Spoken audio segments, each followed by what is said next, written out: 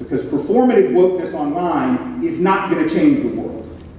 It may be a strategy that we use to help build movements, but it isn't going to change the world. Wokeness has to mean something beyond that. And so let's talk about what it does mean. And this is the part where I offer you the lessons that I have to offer you that I've learned somewhat the hard way over 30 plus years of activist work. First, and it most definitely applies to the concept of wokeness, activists, people who are trying to build movement and have any chance of doing so effectively, are going to have to emerge as radically humble individuals. We have to have radical humility in our movement building. What do I mean about that?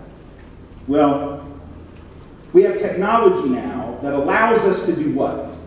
To attack immediately, instantly, when somebody does something that pisses us off. And on the one hand, this is a great tool, potentially, right?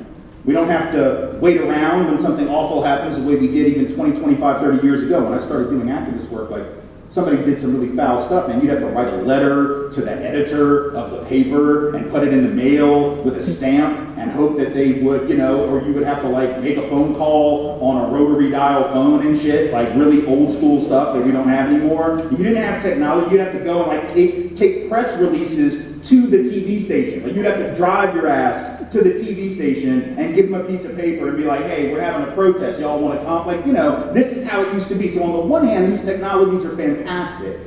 On the other hand, they're incredibly dangerous, right? Because they don't come with a, hey, do you really want to say that shit button? Like there's no pause button, right? So when somebody does something really foul, and you've got Twitter right there, man. You can post something under an Instagram picture that pisses you off. You can send some stuff out on Facebook. You can just blast folks however you want. You can do a little 10-second thing on Snapchat and send it out and just vilify somebody. And man, it feels good when you do it. I know this because I've done it. I'm not telling you anything I haven't done. I'm guilty of all this stuff. Right? Makes you feel good for about 10 seconds.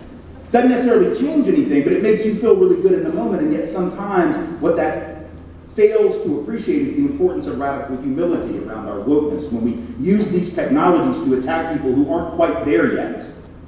Right? We make a fundamental movement-building error. I don't mean that we shouldn't be criticizing overt racists.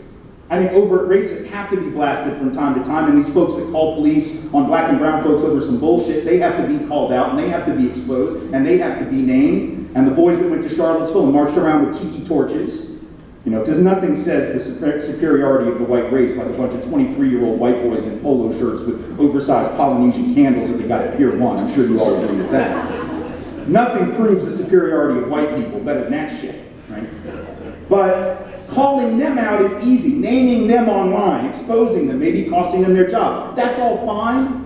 I don't have a lot of sympathy for not, like if you put your shit in the street, old saying in my family in the South, right? Old saying, like you put your shit in the street, don't get surprised when I point out the shit that you left in the street, right? So if you do that, there's nothing wrong with calling it out. The problem is when we start calling out people who just aren't quite as woke as we think we are, right? They're sort of on the right path, they're trying to get there. Maybe they haven't gotten there yet, maybe they're early on in the process, right? Everybody starts somewhere.